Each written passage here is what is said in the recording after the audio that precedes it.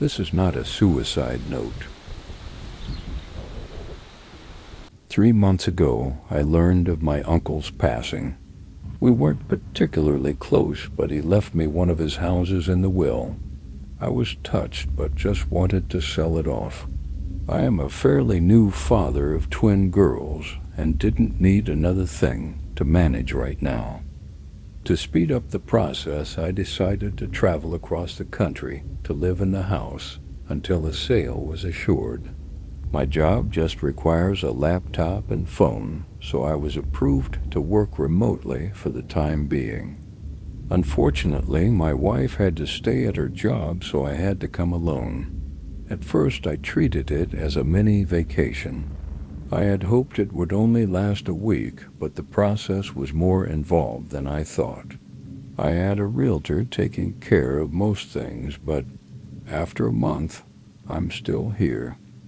I noticed things going wrong right away. Stuff was never where I last placed it. I'd see shadows out of the corner of my eye. I've lost track of time constantly. I thought it was caused by stress, loneliness, except for the few times the realtor came by with prospective buyers. The house was the quietest place I had ever been in. Before I completely lost my mind, the neighbor came by with a dog. She was an elderly woman who explained that she had been dog-sitting while my uncle was in the hospital. Now that I was here, she thought I should take Buster, the golden retriever. I thought the neighbor might have been forgetful because she seemed to think my uncle had just passed last week. Either way, I fell in love with Buster, and his presence was exactly what I needed. I even thought it would be a tremendous present to bring home to my girls. I just hoped my wife would feel the same way. However, even the dog could tell something was wrong with the house. Buster accepted his new living arrangements pretty quickly, but would never willingly go upstairs. This was all right with me at the time. I thought it would make it easier to keep track of him. Then, Buster disappeared. Literally 1 second, he was standing right behind me as I was opening the treat jar to give him a snack. My eyes left him for just a moment to put the jar back, and then he was gone. I ran through the whole house calling his name. The kitchen was connected to the living room, and on the other end of that was the master bedroom and study.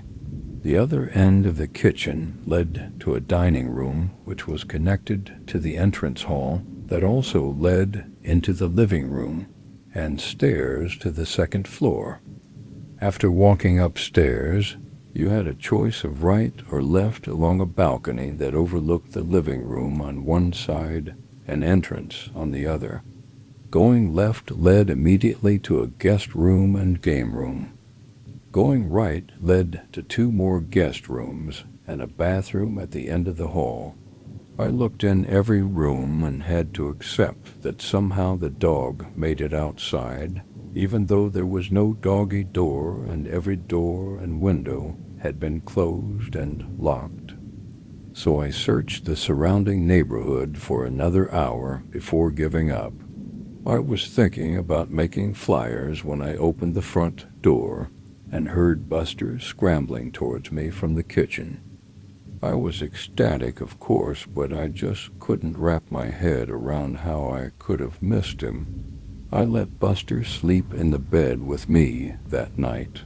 In hindsight, it was a huge mistake, but it made me feel better at the time.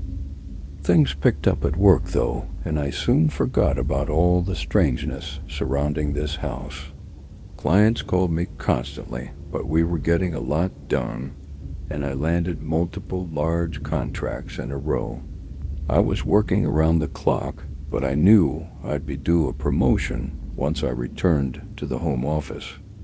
Several times I'd get lost in a phone call or spreadsheet and suddenly find that it was night time. I'd be so absorbed with work that I would block out Buster whining for food or to go outside. I started to set alarms to keep track, but I had too many important clients to slow down. I was on top of the world, but my health was starting to suffer. I'd forget to eat and even sleep sometimes. There was always something else to do or someone to talk to. I even got better at taking care of Buster, better than I was taking care of myself at least. Then my good mood ended with a bang, literally. Buster was whining behind me as I finished another spreadsheet. Then we both heard a door slam upstairs. For the first time since I brought him inside, Buster ran upstairs by himself. I almost called the cops, but I felt silly with the phone in my hand. I started to doubt I had heard anything at all. And if there were an intruder, surely Buster would have been making more noise. So I mustered all the courage I could manage and crept upstairs with frying pan as my weapon. It was dark upstairs, but enough moonlight was coming in from the downstairs windows for me to make out Buster standing in front of the bathroom. I had purposely closed every door when I last came through here, looking for the lost dog, but this door was now wide open. I flipped on the hallway light, but nothing happened. With no better ideas, I raised my frying pan high and walked slowly to the bathroom. There was no window in here, so it was pure darkness inside. I was terrified. Bizarrely, Buster just looked frozen. His tail stood straight up, and he just stood there, pointed towards the door. I tried to take it as a good sign that he still wasn't barking. That's what finally got me through the threshold and into the bathroom. The whole time my eyes had been getting used to the darkness, and the bathroom was too small for there to have been anyone there without me noticing. I started to relax when I took a step forward into something sticky. I suddenly realized that I had my cell phone in my pocket. I pulled it out and turned it on to cast some light on the floor. I immediately dropped it at the sight of the bright red liquid that surrounded my feet. I fled the upstairs, and this triggered Buster to follow. This time I had no trouble calling the police. Thankfully, there was already a patrol car nearby, so 2 officers arrived within a couple of minutes. Their powerful flashlights cut through the darkness like knives, but they soon found nothing was wrong with the upstairs lights. Something did appear to be wrong with my pipes, though, as they called out from above that the puddle was just rusty water. Because of their insistence, I climbed up the stairs again and clearly saw a muddy brown puddle in the bathroom. The banging must have been from a pipe breaking. Both cops had a laugh at my expense, but were otherwise understanding. They even gave me a number of good plumber, though my cell phone was ruined after I dropped and left it in the puddle. I would have to use the one landline in the kitchen from now on. I let them out and promised to call the plumber first thing in the morning. Yet, as exhausted as I was, I couldn't go to sleep over that excitement, so I stayed up to draft some more important documents for my company. Before I knew it, Buster had made another mess in the living room.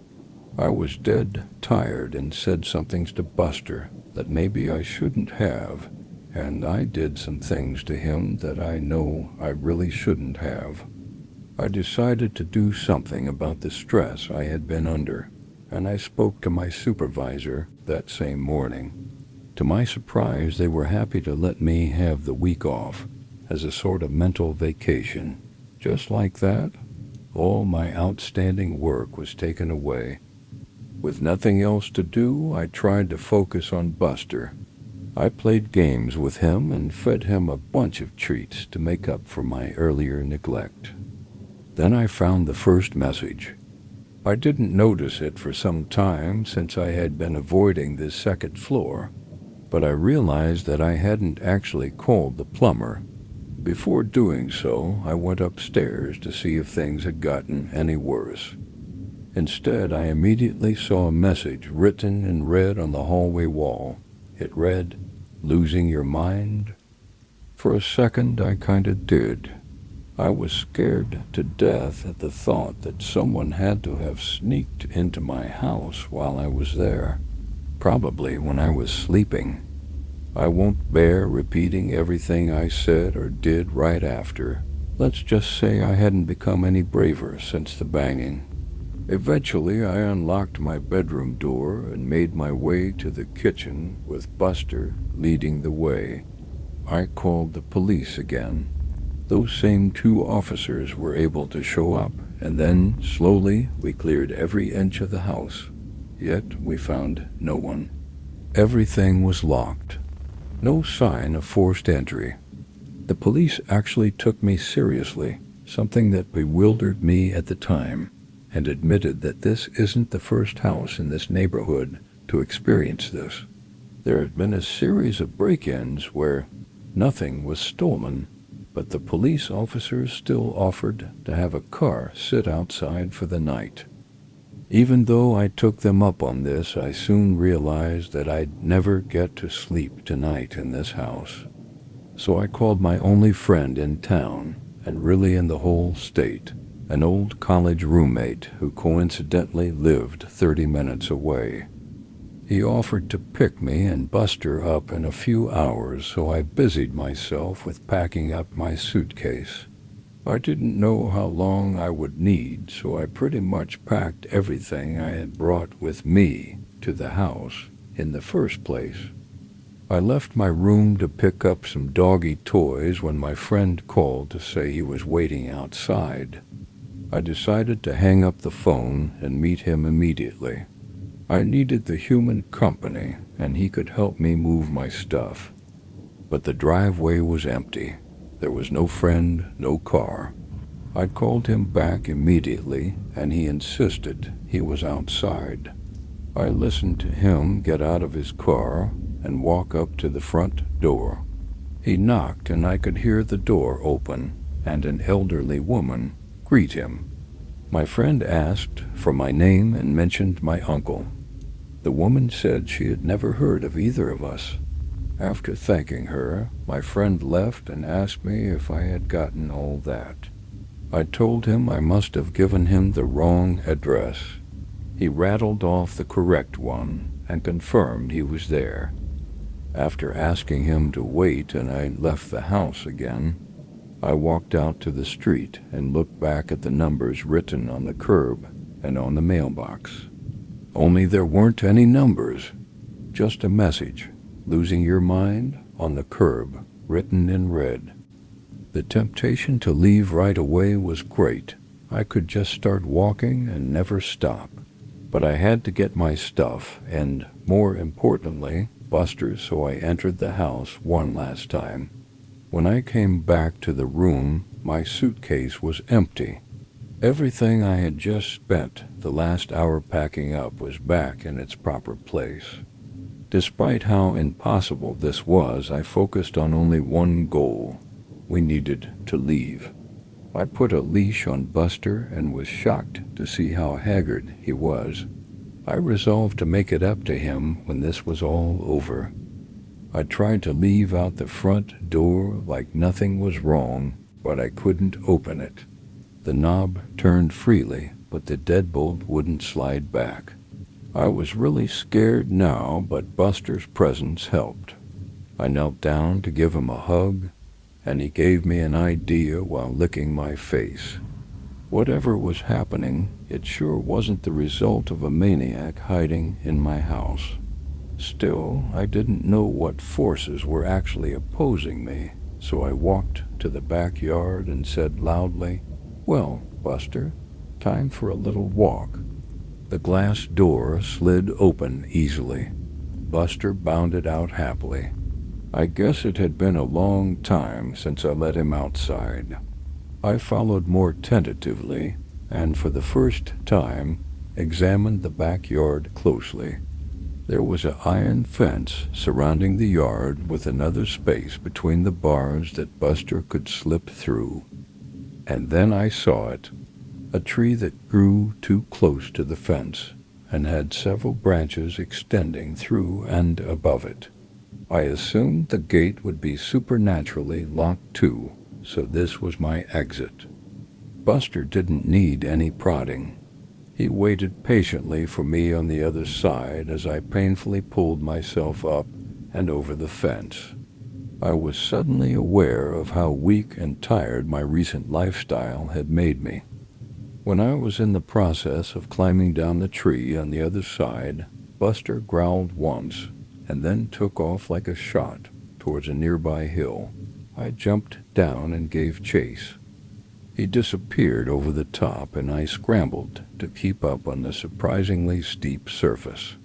Luckily, I found where someone had laid some stone bricks into the side for an easier way up. It was still steep enough that I had to focus on placing my feet correctly to keep from sliding, so I was, looking down when my next reach up resulted in my hand grabbing carpet. Confused, I looked up, see the second floor landing. I looked down to see the rest of the stairs that led to the entrance hall and living room of the house. Buster was nowhere to be found. Demoralized and dead tired, I crawled the final steps and just sat on the landing for a while, occasionally calling for Buster. Eventually, the kitchen phone rang. Whatever ghosts were messing with me, I realized they couldn't stop outside forces from helping. I tumbled down the stairs in my haste and landed hard on the cold tiles below. But I was only dazed for a second and soon was in the kitchen with the phone in my hand. My wife's warm voice filled me with hope. She was concerned that she hadn't heard from me in a while. I couldn't recall the last time I had even tried. She was trying to tell me that my work hadn't heard from me in a week, while I tried to tell her to call the police. Her words gave me pause, though. I asked, "What do you mean? I was given the week off." "Dear, I thought you were supposed to continue working as soon as you got there." Yeah, but they gave me a week off because of all the stress I've been under." "Wait a second. How long have I been out here?" "Honey, you've been gone almost 9 days now." My stomach sunk, but I didn't hesitate to say, "Listen, you need to call the cops. Something is wrong. I think I'm having a medical emergency." I had just been trying to come up with an excuse to limit the amount of follow-up questions, but I ended up realizing that this was actually the most likely explanation. Maybe I was just suffering from a gas leak or brain tumor. Ironically, either of those options seemed preferable than living in a haunted house. My wife asked, "Baby, what's wrong? Are you okay?" I thought I saw a shadow move out of the corner of my eye as I answered, "Yes, I'm okay, but no, I need help. There's something wrong about this house. You aren't making any sense. Just listen to me. Call the police and tell them my uncle's name. Tell them to come to this house and an ambulance might be needed. Please help me. Please help you. Pretty please." With a cherry on top, I stared at the phone in my hand as my wife's voice continued to come out of it. It sounded like her, but in a mocking tone I've never actually heard from her before. She said, "Does your tummy hurt? When's the last time you ate? I wonder what Buster tastes like." I slammed the phone down, but whatever it was on the other side was right. My stomach was hurting. I couldn't remember the last time I had eaten. On cue, I heard Buster whining from upstairs. Only after I started running towards the stairs did I notice just how bruised and sore my legs were from my spill down those steps. I pushed through the pain and climbed the stairs yet again. Buster was back in front of the bathroom, lying on his side and looking thinner than I had ever seen him. "Losing your mind?" was written all over the hallway now, including on the ceiling and floor. I no longer had any doubt the messages were written in blood. Some of them were still dripping. I walked over and picked up Buster while a banging started at my front door. I would have jumped if Buster hadn't been weighing me down. I heard the front door open, and whoever it was identified themselves as the police. I even recognized the voice as belonging to one of the officers who had visited previously. Why can't I remember his name? After calling out that I was upstairs, I turned with Buster and found the hallway stretched before me, many times its original length.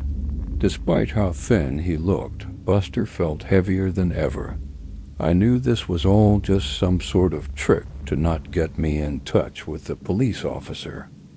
I thought I must have really been talking to my wife. She had to have come through with calling the police, and the ghosts just distorted the end of the call. So I started my trek back to the stairs and shuffled my feet as fast as I could, yelling all the way. But then a voice answered the police officer.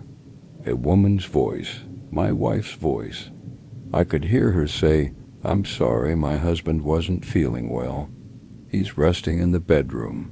Can I help you?" I screamed as loud as I could just to get attention, but it was no use. I heard the officer say, "I'd like to check up on him all the same." Sure, come in. He's right through here." It was right out of a nightmare. I was sweating profusely while every step seemed to get me nowhere. I tried to speed up, but the hallway just stretched further. And then I heard a man's blood-curdling scream from downstairs. Suddenly the hallway snapped back, and I found myself somehow right at the top of the stairs. My momentum couldn't be stopped. I fell down the stairs and landed hard, on top of Buster. He howled in pain, but at least he was alive. I saw a long, thick trail of blood go around the corner and under my closed bedroom door. There was still a shadow of something under the door. I painfully crept to the kitchen and grabbed my trusty frying pan before making my way back to the bedroom door as quietly as I could. My eyes watched the moving shadows nervously. Whatever was waiting there had killed a man. That meant it could kill me. But if it could have a physical impact, then surely it had to be susceptible to a physical impact too. So I raised the frying pan and slowly started to turn the handle. Before I made much progress, the door flew open on its own, and something turned suddenly to me. I swung my frying pan down. The cop stood before me, a smile frozen on his face. We both looked down at the knife plunged into his chest. My hand was still wrapped around the handle. He fell to the side, and I fell backwards to sit heavily on the now clean floor. I was positive I had picked up the frying pan. I could remember its weight, but now I also remembered going to the kitchen and pulling out the knife. I seriously wondered if I was losing my mind. I looked down to find I had the knife in my hands again. I dropped it at once and crawled back to check on Buster. He wasn't moving. I put my head on his flank and was devastated to feel he was still warm, but not breathing. I didn't know what to do, so I did nothing. I did nothing for a long time. I was lethargic, but somehow made it to the couch in the living room. I waited there until nightfall and then slept on the couch. When I woke up, I waited some more. I wasn't sure what I was waiting for, but nothing horrible was happening to me while I waited. I wasn't in a hurry to change that. But the bodies of Buster and the cop were still there. I needed to do something. My stomach rumbled as I finally got off the couch. That was another problem with just staying put. First things first, I found a shovel in an outdoor closet attached to the backyard porch. Digging the hole was exhausting, so I settled for just burying Buster now. I planned on getting to the cop after finding something to eat. I picked up Buster and carried him outside. His fur was still so warm, it was hard to believe he was gone, but there was no life behind his big brown eyes. I gently laid him down in the hole and got to work. Sometime later I wandered into the kitchen and raided the pantry. The house was quiet apart from my efforts. Whenever I stopped moving, the silence was complete. I wondered if the ghosts had just been trying to make me a murderer after all. Now that their goal had been met, maybe they would leave me alone for a while.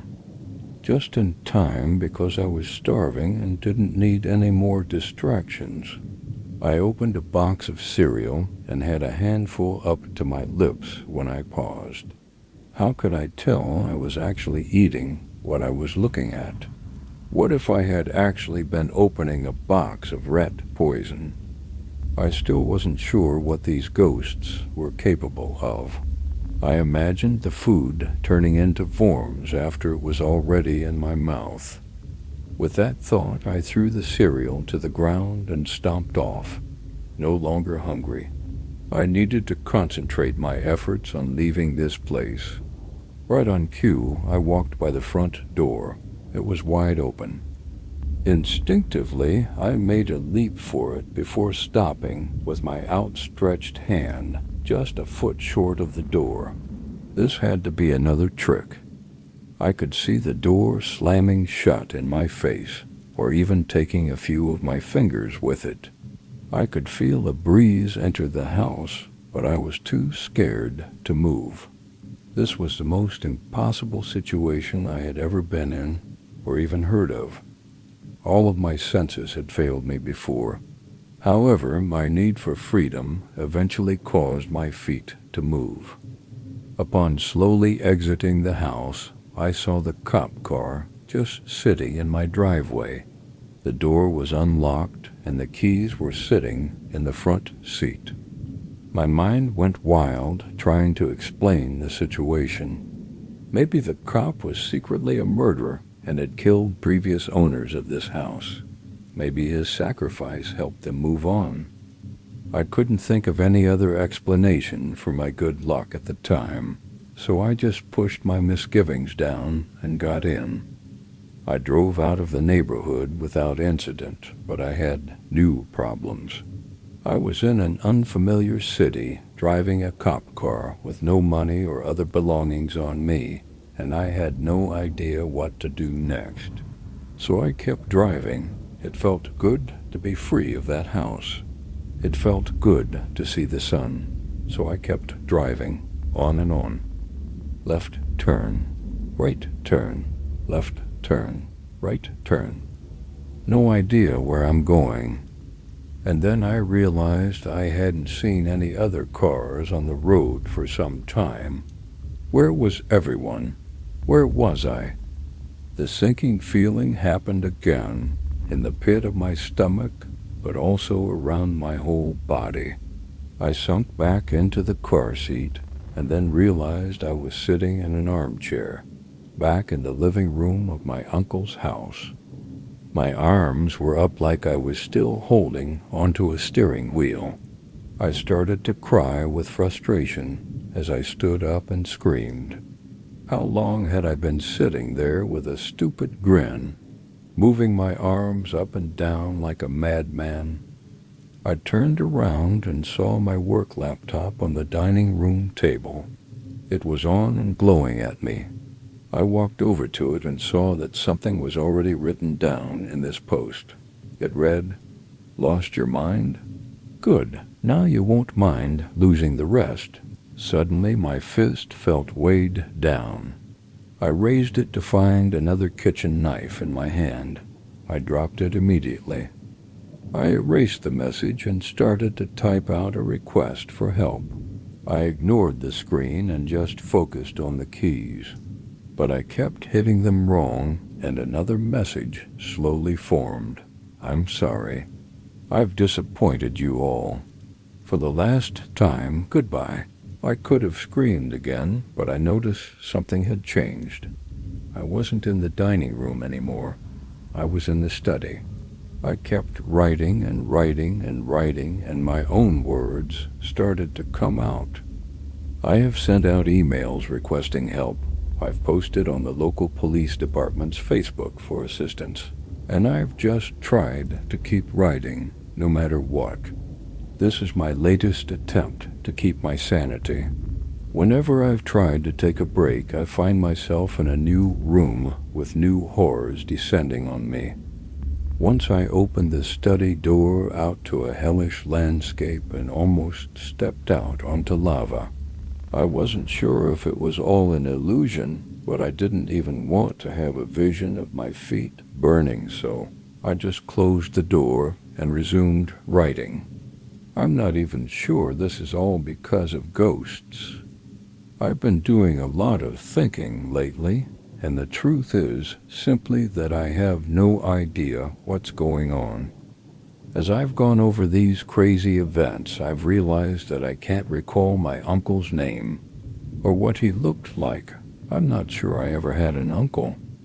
I'm trying to think really hard about how I came here. Did I fly? Drive? I can't remember. Have I always been here? Even weirder, I can't remember my realtor's name or even what gender they are. I've met them in person several times. Why don't I know things I should? I can't even remember the name of my daughters or my wife. Am I even a father? Am I even a person? I know I must be because here I am writing in this small study. But now that I think about it, I can't remember who my parents are, what they look like, or anything about my childhood. Now I just remember this house and all the nightmares, waking and otherwise, I've experienced here. I'm feeling a lot like I was back in the cop car. I found a way forward, but I really don't know what to do next. This is not a way to live, and I'm getting more and more tired. I'm so hungry, and I'm finding it harder to focus. I keep hearing voices, and they're getting louder.